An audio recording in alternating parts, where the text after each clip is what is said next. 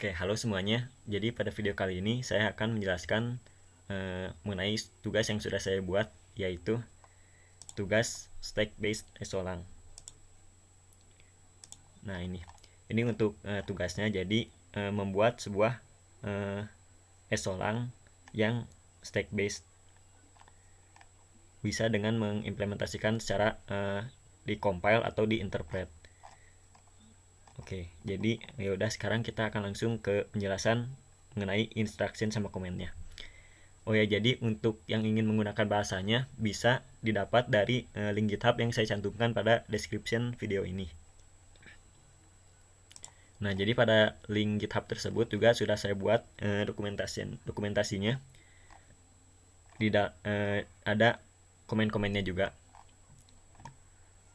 Misalnya seperti comment halt, itu operation halt itu komennya seperti ini, terus yang dilakukan apa, dan seterusnya. Kemudian untuk langkah-langkah interpretasinya tuh, jadi di sini saya akan buka programnya. Nah, jadi pertama source code-nya itu akan dibaca secara keseluruhan. Kemudian dari source code tersebut nanti akan di-compile dulu. Nah, jadi mungkin alurnya mirip seperti bahasa Java, di mana source code-nya tuh di-compile terlebih dahulu menjadi bytecode, kemudian bytecode-nya diinterpret. Nah, hanya saja bedanya kalau misalkan pada bahasa ini, bytecode hasil compile-nya tuh disimpannya bukan di dalam file baru, tapi di variable buffer. Nah, ini namanya byte program.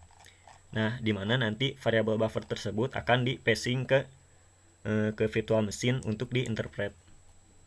Kemudian virtual machine tersebut nantinya dia akan melakukan ini cycle fetch, decode, dan execute dari dari bytecode yang tadi di passing. Kalau fetch itu dia mengambil bytecode pada instruction pointernya, terus di decode bytecode tersebut menunjukkan instruksi apa, dilihat pada instruction table-nya. Kemudian setelah itu didapat address fungsinya, nanti di execute. Dan ini dilakukan sampai menemukan operation halt, di mana runningnya itu akan bernilai false, sehingga akan keluar dari looping. Itu untuk langkah-langkah interpreternya. Oke, kemudian di sini saya akan coba langsung ke contoh dari program pada bahasa ini. Misalnya ini program cat sederhana. Jadi program cat ini dia akan menampilkan string yang diinput oleh user. Berarti instruksi yang harus dilakukan yaitu pertama kita scan dulu, scan apa input usernya. Nah, ini untuk operasi scan. Kemudian juga setelah itu baru di print. Nah, setelah di print baru kita ini itu untuk operasi jump ke WK byte selanjutnya. WK byte selanjutnya berarti kan ini tuh bernilai 0, konstanta 0, berarti dia balik lagi ke byte pertama. Jadi byte pertama dimulainya dari 0. Nah, dia akan melakukan looping terus menerus. Jadi scan print. Nah, jadi itu untuk program cat. Jadi cukup sederhana untuk program cat. Nah, kemudian contoh lainnya misalnya untuk program hello world.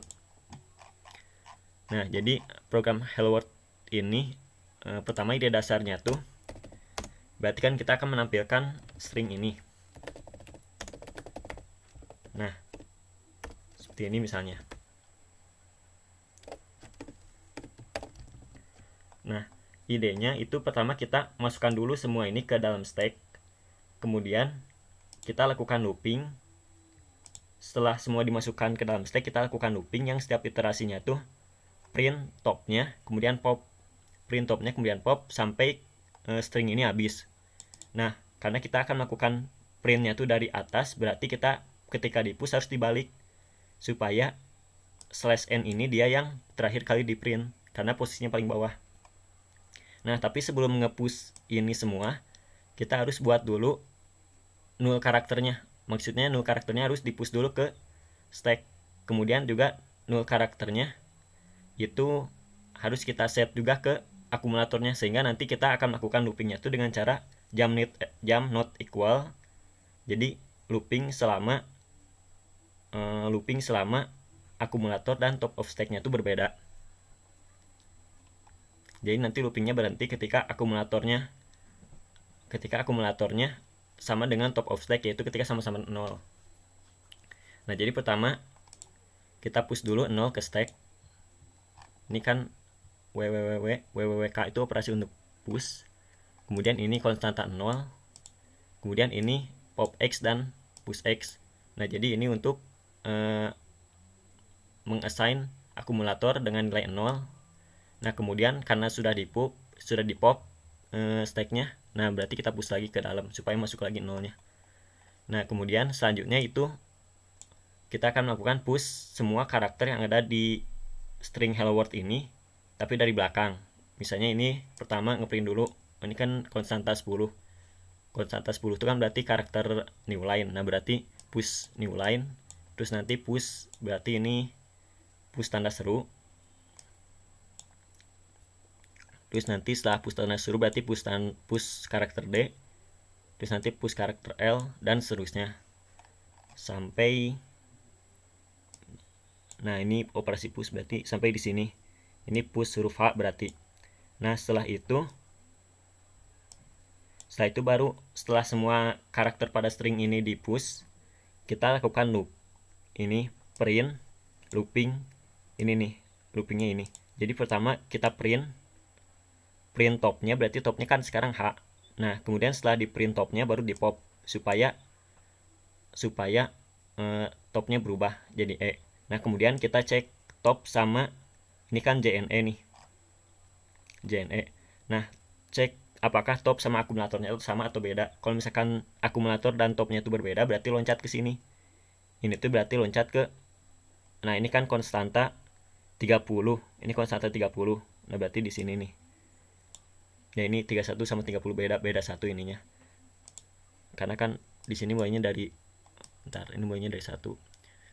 Sementara kita mulainya dari 0. Nah, berarti di sini 30. Nah, berarti dia akan print pop lagi, terus JNE lagi, dicek lagi. Kalau misalkan not equal berarti loncat lagi. Nah, ini bakal dilakuin terus-menerus sampai meraih ke bottom of stack, di mana itu nilainya 0 dan sama dengan akumulator. Nah, setelah itu baru tidak loncat lagi, baru programnya halt. Gitu.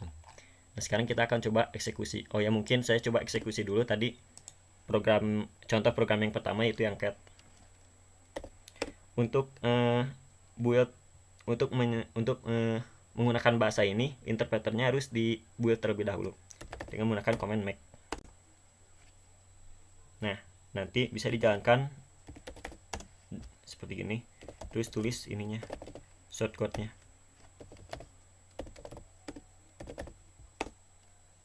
Nah, ini program cat itu kan dia menampilkan string yang di input misalnya.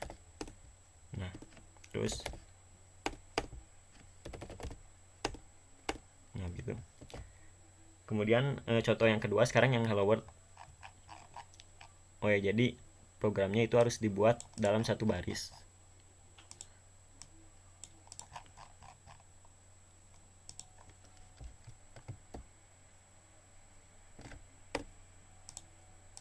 Nah, sekarang kita coba. Nah, string hello world itu sekarang tampil di layar. Oke, jadi mungkin itu saja untuk video kali ini. Sampai ketemu di video-video selanjutnya. Terima kasih.